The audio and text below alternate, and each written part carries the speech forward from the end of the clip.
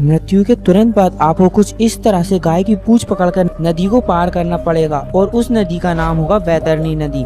गरुड़ पुराण के दूसरे अध्याय में विष्णु भगवान वैतरणी नदी के बारे में बताते हैं कि मृत्यु के बाद जब आत्मा प्रेत शरीर लेकर निकलती है तो रास्ते में उसे बहुत बड़ी और बहुत भयानक नदी को पार करना होता है। उस नदी के किनारे पर कंकालों के ढेर बिछे होते हैं और उस नदी में पानी नहीं होता बल्कि रक्त, मल, मूत्र और मवाद होती है और नुकीले दांतों वाले लाखों जीव होते हैं जिसे देखने मात्र से ही प्रेत आत्मा तड़पने लगती है। ये नदी 1200 किलोमीटर लंबी होती है जिसे मृत्यु के बाद हर एक प्रेत आत्मा को पार करना पड़ता है। लेकिन इस नदी से बचने का उपाय हमारे सनातन धर्म में ही है और वह है गोदान।